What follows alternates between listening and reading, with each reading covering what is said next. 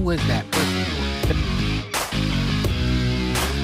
I don't think he falls down because he's a great wrestler.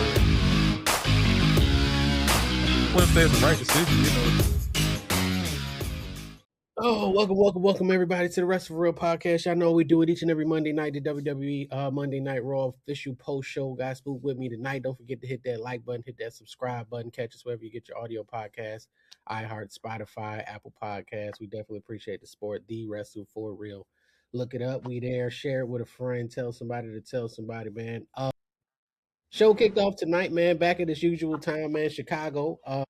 Seth Rollins came out talking, cutting a promo, getting ready for his match with Roman Reigns, that I believe is at SummerSlam. So they getting ready to do battle real soon. Two familiar foes there. Not anything we haven't really seen before, but just him kind of doing the old thing to sell the fight, sell the show, sell the event, sell that night. When he was interrupted by LA Knight, which I really didn't kind of understand. I didn't know LA Knight had some type of thing going on with Seth Rollins at the moment, but the fans love him. Everybody's pretty much behind LA Knight right now in one way or another. But he came out there, went back and forth a bit. I think we may be setting up something for LA Knight and Seth Rollins coming up here pretty soon. But as that ended, Jimmy Uso made an appearance and reignited whatever he's been having going on with Seth Rollins. And got the better of him, reignited whatever he got going on with LA Knight. Excuse me. You got the better of him, put him down with a kick, man. I don't know what they're doing with these guys. I guess they're going to continue to drag this one out with Jimmy Uso and LA Knight. We didn't see any Jey Uso tonight. Seth Rollins pretty much was out of this one. He wasn't involved in whatever this was, so he kind of just got out of there. Which made me wonder why LA Knight was ever out there in the first place to kind of confront Seth Rollins as if he was past whatever was going on with him and Jimmy Uso. But what you thought about how this show started, man, and Seth selling this show, and then Jimmy and LA Knight is still, I guess they're gonna keep this thing going for a little while right now, while both guys really don't have anything else to do. Well, I mean, I like it, man. It's a good program for all parties involved, man. Potential LA Knight versus Seth if he does win the belt from Roman. Jimmy, still finna he's still trying to find himself, turn up for himself, man, and make a name for himself. So him going against LA Knight, man, is a good little song and dance for him. Keeping him in the loop, man, keeping him his name fresh. Still letting people know that he's still that guy. Because like you said once before, a couple, I wouldn't say a couple, but when we kind of first started the whole podcast, that was the main one that we was talking about. Jimmy, what can he do? What can he showcase? And now he's trying to come out and do his thing and let people know that he's still that guy. So I guess we'll see what this comes out to be, man. The next couple weeks coming up, man, and then once Seth and Roman dance, then we'll see, what comes out of that, and what LA and Seth can do at that point, you know what I'm saying, how long they song and dance can go. So got a good couple storylines upcoming, man, for this upcoming future. Yeah, if nothing else, we're gonna get a good match out of it. The story is the story. Sometimes the matches, well, lately a lot of the matches has been better than the storyline, which is not a bad thing, but because the stories are moving so fast, they really got to make sure that that match is A1, else it's going to be, really, really bad. So it's really hard to develop a story long term. So we got two long term stories, or one very long term, and one that they're kind of holding on to for a minute right now. After this, though, we had our first match of the night: Street Profits versus Braun Breaker and Austin Theory with Logan Paul in their corner for the WWE Raw Tag Team Championships. Prior to this match, Paul Heyman told them, if you don't come back with gold, don't come back at all, man. So they had a lot of pressure on them. And we've kind of been wondering what's been going on with Paul Heyman and his alliance to the Vision. We've seen him with Brock Lesnar, not too much with the Vision as of late. Obviously, Logan Paul has been out. He's come back the last couple of weeks, just kind of outside the ring, causing some problems, some disturbances. So it wasn't really sure what was going on with these guys. But now we get to this point where they're having this match and the pressure is on. We've kind of seen this match before, but it's always going to be a solid match with these guys. We want to see Street Profits staying active. We want to see Braun Breaker and Austin Theory, take a little bit more of that leap. I don't know if they're ready for the big picture, the big title, but They definitely can make some real noise to be a real player. And right now, they're in the tag team titles, and in the tag team title hunt, the picture. And after this match, they're the champions. So it had a little bit of help from Maxine, who came in and delivered the low blow at the end there. I guess solidifying her alliance with Braun Breaker and Austin Theory, mainly Austin Theory, from what we can tell. It was a very big celebration. Things got a little hot and a little heated. We haven't seen that since what, maybe Liv Morgan and Dominic Mysterio kind of used to do that type of celebration, but they had the big moment. I don't know if Maxine is going to be a part of the vision moving forward. Maybe she's going to be the female superstar over there that gets it done for them on that side. So it's gonna that it now poses a more interesting dynamic. I don't like seeing the Street Profits lose, but I think there's a little bit more meat on this bone if they're gonna go this route with giving them the championships, adding Maxine Dupree, bringing Paul Heyman back into the fold.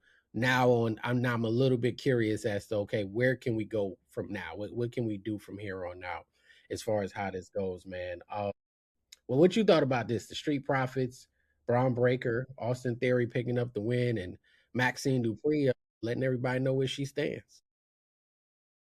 Well, I mean, when I seen Maxine coming in all black, I just knew at Mhm. that point it was something.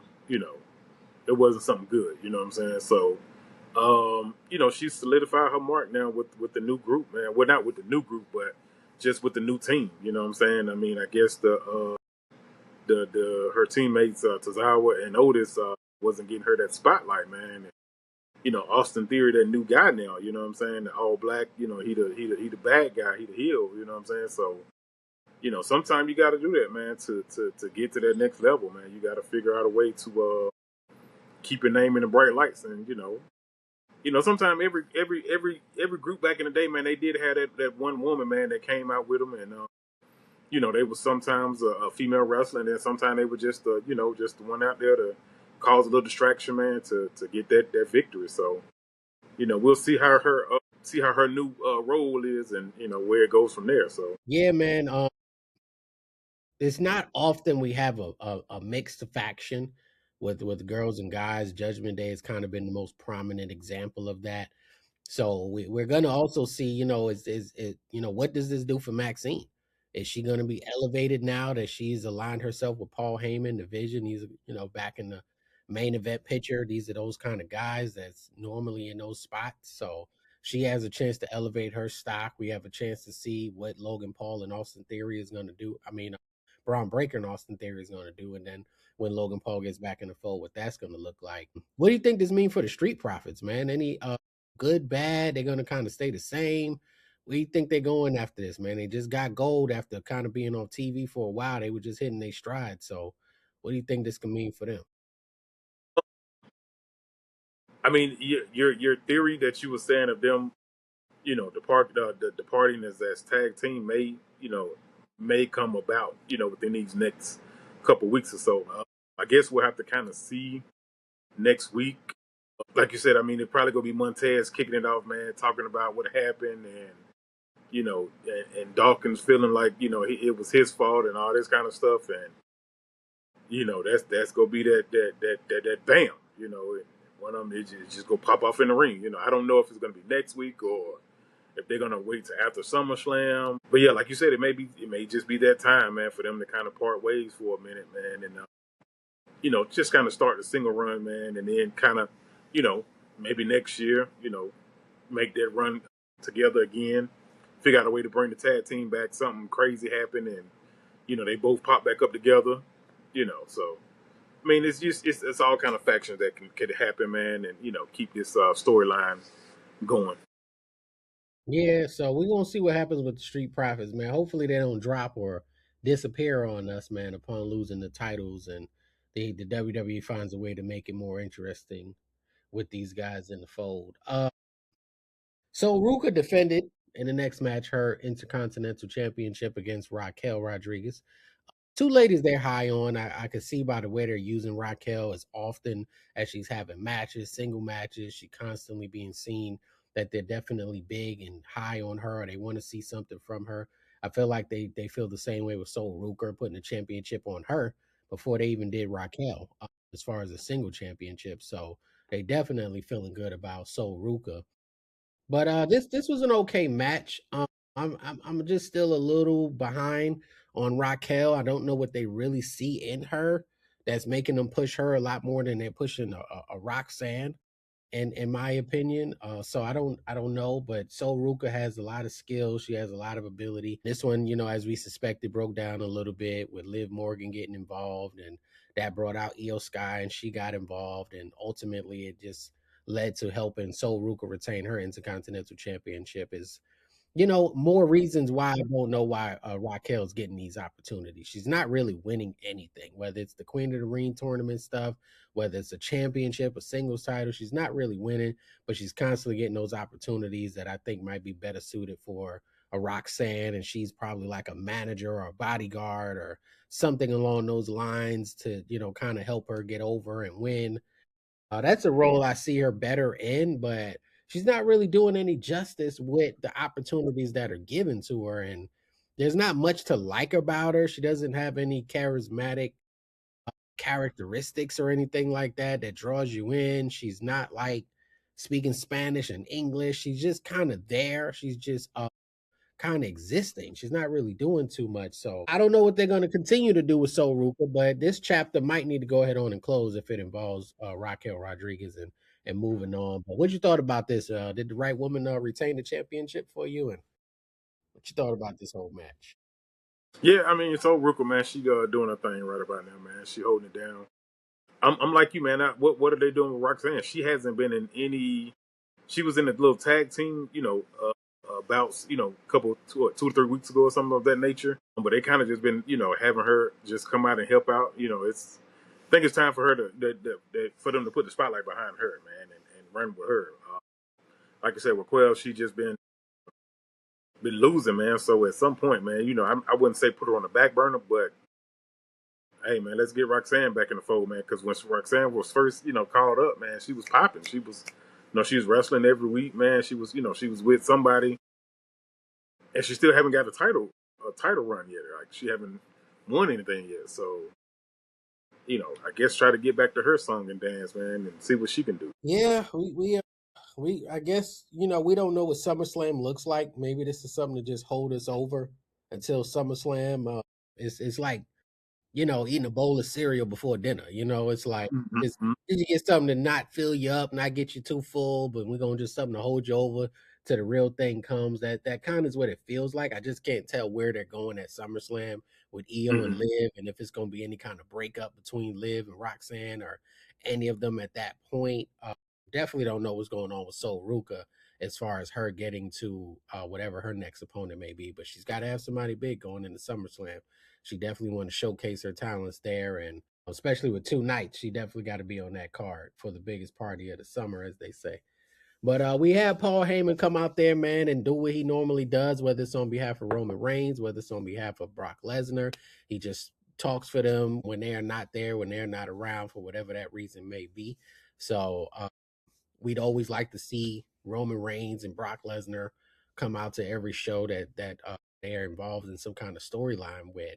I don't always agree with physicality because I like to see people never touch, kind of like how boxing is, where they just never touch each other. You never even see them in the ring together, and then that first moment just feels so big because they're finally face to face in that ring. So I don't always like them to see each other and do all that tag teams and fighting and all that stuff before they get to the match. I like it to just feel a little bigger. But normally when they're not around, Paul Heyman does the talking for Brock Lesnar and Roman Reigns. So that's all he did tonight to just kind of push this match, the Hell in a Cell match between Brock Lesnar and Obafemi coming up at SummerSlam. So he did his job, man. He did his job. It led to Obafemi, who, as we all know, he doesn't come out without strutting and he doesn't come out without posing, man. So he's always got to get his strutting and he's always got to get that pose. And it doesn't matter if you're talking, doesn't matter if he's got to fight somebody.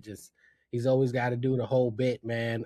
I feel like they're losing a little bit of steam with Obafemi because this rivalry kind of is going in an odd place. Brock Lesnar retired, then he came back, then he beat him, then he just left for a while. Obafemi wins the King of the Ring, foregoes his title match at SummerSlam to fight Brock Lesnar. So it's kind of moving around a little wild right now. So I'm not 100% sure and what the direction is going to be, or not even the direction, but just how much impact is going to have when the Hmm. match is said and done after Hell in the Cell. And like I said, they gotta have a great match because they're not giving us the story has kind of been all over the place. We thought Brock Lesnar was gone. And now he's back. He beats him up, and then they just forget all about it and let Obafemi run through the King of the Ring tournament. So, not really sure, but they're gonna have to make up for it in the match, which I think they can do a lot. But they still got to hold on to Obafemi's aura and hold on to his dominance. And all he did was come out there, have some words for Paul Heyman. It's tough to do a promo when you're used to being in someone's face and now no one is there. And Hmm. someone in his place. So, but it comes with the territory, man. I thought it did enough to keep interest in the fight, but not as much interest as it could have been had something went different previously. It's only but so much interest I think a lot of people have right now because we're just not sure like what exactly happened with Brock Lesnar and why is he all of a sudden back, and then you're foregoing a championship match to renew a rivalry with Brock Lesnar. Like, it just doesn't, the goal is to win the biggest championship. So to forego that, to have a match with Brock Lesnar is, it's like, okay, I guess it's, maybe something massive is going to happen at this match. But what you thinking, man, about the Obafemi and Brock Lesnar match coming up, man, and what they've been doing to kind of sell this thing to us? I mean, it's again the same thing that happened before WrestleMania. Mhm. Same footsteps, same path. Yeah, it's nothing really different. I mean, they just keep talking about it, man. Just keep trying to hype it up, man. We'll see what Brock says next week, man. They'll probably have a little same thing. They'll probably get into it this time. Over come out there and probably get the best of Brock this time because Brock done got him a couple good times. So yeah, same thing that happened with WrestleMania is still going on again. Over gonna be there every week to speak his mind. Mhm. Brock miss a couple weeks, show up for SummerSlam, and we'll see what kind of go from there. But same like I said, same song and dance as WrestleMania. Hopefully they put on that bang of a match, man, so we can feel a little better on the other side of it, man, and we'll may forget the build up. After this, we had Rusev and Ethan Page versus Dragon Lee and Chad Gable, who is just Chad Gable, good guy Chad Gable now. So I thought the match was okay. It's just not anything too special right now. We get it. These guys is all in the Intercontinental Championship on the men's side. They're in the title hunt. So some of them are teaming up together, but nothing else. They're getting a place on the card. They're getting room on the card to be seen, to be showcased. We didn't see Penta in the ring tonight. We didn't see Javon Evans tonight in the ring as well. So he's kind of had a few weeks off now, which I don't know if that helps him or it kind of stunts his growth a little bit. But Javon Evans may need to be careful. He may need to find a way to get on that card every week so he doesn't get lost in the shuffle and we start forgetting because now we're getting more Joe Hendry these days. So we're getting a little bit more of that guy. So I definitely, he definitely may want to start to get his feet back in the game, man, and get his feet wet again so he can not be forgotten and lost in the midst of all of this going on. Rusev and Ethan Page was able to pick up the victory in this one. They proceeded to put the beat down on these guys afterwards, which did lead to Joe Hendry popping up. And I'm a Joe Hendry guy. I'm a Javon Evans guy. I like Ethan Page. I think some of these guys can turn that corner. They just gotta take their time. They gotta take their time a little bit with it and not rush these guys into anything that they're not ready for. But I definitely think there are some newcomers here that has a place in the future. But Joe Hendry might be the most ready. He might be the guy that gets the most shine, man. I mean, Javon Evans has it in a different way, but than Joe Hendry, so they kind of can do both. Whereas Javon Evans, all his skill is really in the ring. His music, no one remembers it. His presentation is not anything special. Everything special he does is kind of in the ring, where everything special about Joe Hendry really is outside of the ring. It's the look. He's got the pose. He's got the music. So people want to sing along. He's singing. He's got a guitar.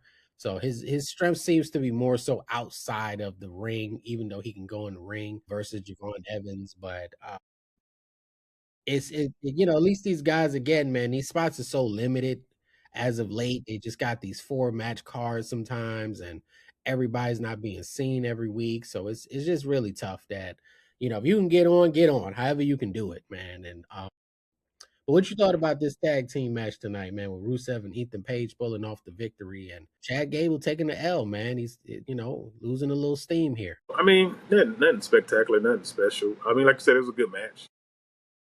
Just don't know where it's going. Well, I guess we do know it's leading up to the Intercontinental Gauntlet match. So I guess just keeping everybody fresh as much as possible, man. Like you said, Javon haven't been on TV in a couple weeks now, so hopefully don't lose his shine. But yeah, like I said, just I guess getting everything ready for this match. And that's really it. Nothing spectacular. Yeah, we're gonna see, man. Hopefully these guys stay on a good trajectory. The ones that need it the most, man. Rusev is there helping out these young guys, so he's Mm-hmm. in the mix that way. Same thing Rey Mysterio was doing, but like I said, Rey Mysterio needs some time off. So let's get a little Rey some time off, man. He's been wrestling the street for about 30, 35 years, man. He needs a minute. Earlier in the night, we had a for some reason, and it makes sense now. When this match was first announced, I didn't understand it. On SmackDown, they did a number one contenders match. Cody Rhodes ends up winning, and he's facing Sami Zayn on Monday Night Raw for the World WWE Championship. And I didn't understand it at first. I'm like, why are they fighting on Monday Night Raw? This doesn't really make a whole lot of sense to me. What's going on here? You got two SmackDown guys going to Monday Night Raw to have a match. I don't get it. Early in the night, Gunther attacked Cody Rhodes, laid him out in the back because he's still mad about not winning the WWE Championship in Saudi Arabia at Night of Champions. So he laid out Cody for good reason. We understand that. And then we start to see kind of the pieces coming along. We start to see the pieces coming along a little bit with what they're setting up and building up towards. They're in Chicago. Now Sami Zayn still has to defend his championship. And I'm like, okay, I see what's going. Now, I like to kind of stay off of the internet because I still like to be surprised. So I don't know what they were saying on X. I don't know what they were saying in any other place. I just completely did not know that CM Punk was going to be making an appearance tonight. Caught me completely off guard. So as they were building to it, I was like, okay, I see what's going on here. And I don't know if they made an announcement or if the dirt sheets was talking. I'm like, but I see what you're doing. I see what you're doing. Now this makes sense why you moved it to Monday Night Raw, because Monday Night Raw is in Chicago and you really had no chance, no reason for Cody Rhodes to compete in this particular match. So once they set it up, I said, oh, we about to go, man. And sure enough, CM Punk comes, he gets the whole garage entrance, comes walking out, man. CM Punk has always got to do something just a little bit different. He got to hit Mm-hmm. you just a little bit different, man. So it was exciting from a fan's perspective that didn't know from at the top of the show. I didn't know. It wasn't until Nick, I want to say there was a point in the show where Adam Pearce told Sami Zayn, "We're gonna find you an opponent because we're in Chicago." When he said that, I was like, "Uh oh, wait a minute. I think I know what's going on here." But the whole time, I didn't realize where they were going with it. I was like, "I don't know what's happening." Maybe they just not gonna have the match because why are you having the match in the first place? And then Sami Zayn even said that. He was like, I didn't understand why I was defending my title on Monday Night Raw anyway. So I was like, that makes sense to me too, because I didn't look any further than that. I just wanted to be a fan and go along for the ride and not try to get ahead of it. But once he dropped to Chicago, you're gonna fight anyway. I was like, oh, you have to. If you bring Drew McIntyre out there, that crowd will riot, man. If you bring Gunther out there, that crowd will riot, man. You got to bring out CM Punk because you're setting it up for that. So they did what they needed to do, man. CM Punk and Sami Zayn had a good match tonight. I don't think it's far fetched to say it was match of the night. These two guys definitely put on a good match, which Sami Zayn has always been able to do, just not always from the champion spot. So they Mm-hmm. definitely had a good match tonight, man. CM Punk, we haven't seen him in a long time. Might have been either April or early May when the very last time we've seen him. So Chicago was the perfect place, man. I just don't think the WWE at this point can come to Chicago and not have CM Punk on. Like he just has to. I Mm-hmm. didn't know he was going to be doing this. I didn't know it was going to be this magnitude. He ends up pulling off the victory, man, winning the WWE Championship. Man, I was. you kind of knew he had to win. I believed he was going to win once I seen him. I'm like, he's not going to lose. But it still was a little shocking, man, that Sami Zayn's title run has now lasted maybe a week and a half. I don't even know if it's been a full 2 weeks. So about a week and a half, Sami Zayn is out of there. CM Punk is on top of the mountain again, and it looks like he may be going to SmackDown. I'm not sure where they're going with that, but he definitely won the championship that's been at the top of the card over there on SmackDown, man. What'd you think about this, man? CM Punk coming back, Sami Zayn's title run ended so soon, and what may be next for these guys? Well, with Sammy, man, he just want to say he beat someone. He'll hold the belt for a couple weeks, man, or a month or so, and then he'll lose. But he just like you say, it's just some guys, man, that just they're there to make other guys look good, make them look better. Same thing, with that song and dance with him and Trick Williams. You know what I'm saying? Like he made Trick look good, man, put him on the top. So yeah, I mean that's what Sami Zayn about, man. And then it was like you said, and once we put two and two together, man, Chicago, CM Punk, his hometown, that definitely sold the crowd tonight, man. And it sets up for a good SummerSlam now, man. He can run it back with Sami Zayn. Drew McIntyre hasn't been seen in a while. You got Gunther, you got Cody, so it really puts SmackDown at a good look right about now. You know what I'm saying? If CM Punk does go to SmackDown, so Mhm. yeah, just keep boosting the ratings, man. And keep boosting the ratings, man. I mean, just basically making SmackDown look a whole lot better than Raw some nights as far as the cards go. But hopefully, Raw, they keep trying and keep putting up a good show also as well. But we'll see what CM Punk, kind of go from here. Mm. Yeah, man. I guess they got a new guy coming over there, man. So I believe SmackDown is firmly 3 hours right now. So they definitely, could still use another player depending on how many matches and segments they want to have every night. You think this is the last time we're gonna see Sammy as the world champion? For a while, yeah, for a good little while. Yeah. He had his Yes. he had his run for the last couple of days, man. He enjoyed it. Held the belt up high. Yeah, that's pretty much it for him. For a good little minute. Yeah, he had his moment in Saudi, so I don't know how much bigger he could have wanted that moment to be, but we knew that. I think a lot of people probably speculated that he was going to be kind of not champion for a long time. This wasn't going to be a long reign. We were very surprised that he got it in the first place, and he had his moment. It's a moment that I still wish for an LA Knight, guys like that to just get that moment. You don't have to have it forever. So he definitely Mm-hmm. did not have it forever. They got it back. So now your two champions is Roman Reigns and CM Punk on opposite sides of one another. And Cody Rhodes looks like he might have to deal with Gunther. So that might make Sami Zayn get right back into the saddle with CM Punk. So I'm not Mm-hmm. sure Mm-hmm. they're gonna go with that, but it's gonna be kind of hard for anybody else to jump in there. And Sami Zayn's got the excuse, right? I wasn't ready. I didn't know who I was facing. I couldn't prepare. I was on Monday Night Raw, blah blah blah, and now I lost my championship. So a rematch is on the way. But I like the fact that they pushed it up, man. And I didn't see it coming. I didn't try to find out what was going on. So that was a good look for them, man.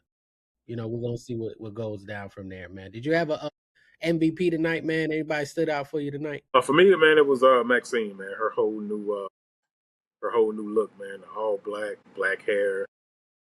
I just want to see where can Heyman include her, man, and get her some some good matches, man. I mean, she done had a run in the past, but now that she's a bad guy, supposedly, allegedly, we haven't really found out much about it yet. But yeah, hopefully it can help her out, man, to get where she needs to be in her career, man. Because like I said, she can actually go, she just can't really finish. You know what I'm saying? And solidify the deal at the end. But but hopefully they can figure something out for her, man. Maybe Paul can kind of give us some push. Go back there and talk to what's his name, the Adam general Pearce? manager. Yeah, talk to Adam, man, and get us some good matches and where she can actually win. You know what I'm saying? So we'll see where her career go at this point. I mean, even though he didn't have a match, I still like Joe Hendry tonight. CM Punk was a close second for me, but I still like Joe Hendry tonight, man. I'm on team Joe Hendry, man. I'm hoping that they find a way to do something with him. I like that he's not being super rushed and just kind of hurried into every top program right now. So he get a chance to build himself up. I don't know that he's going to go down and finish this whole thing and win the Intercontinental Championship. I kind of think Chad Gable really, really needs that moment, even though Hmm. I don't necessarily want Penta to lose it. But if he's got to lose it at some point, which is what happens, I definitely would rather. I think Chad Gable needs that moment, and then maybe somewhere, after that, Joe Hendry possibly can get it off of him, and the Javon Evanses and the Ethan Pages, have a run with it at some point as well. But definitely MVP tonight for me was Joe Hendry, man. I like when he come out, man. It's just the energy. It's just something about it, man. We kind of been seeing him towards his latter days in TNA before he got over here. So he's definitely somebody who's on the rise, man. And I feel like they're doing the right things with him. But not build. They did a lot of SummerSlam build tonight. So we still waiting that out to see what that's gonna look like. We got a Saturday night's main event. I think it's supposed to be coming up pretty soon here. So we're gonna see what that looks like. If I'm not mistaken, in New York this month. So we're gonna see what happens there and what kind of match is gonna be set up for that. But until then, man, we definitely gonna get right back to it next week, man. Don't forget to hit that like button. Y'all hit that subscribe button. You tell a friend to tell a friend and catch us on the audio podcast, iHeart, Spotify, Apple, the Wrestle for Real podcast. We will be right here, right same place, same time next week with the WWE Monday Night Raw post show. I appreciate you jumping on tonight, Spook. We will be right back at it in a minute, man. Until then, we'll see y'all. Please don't forget to hit that subscribe button. Please don't forget to hit that like button. Definitely share it. You can catch us on all platforms wherever you get your podcasts.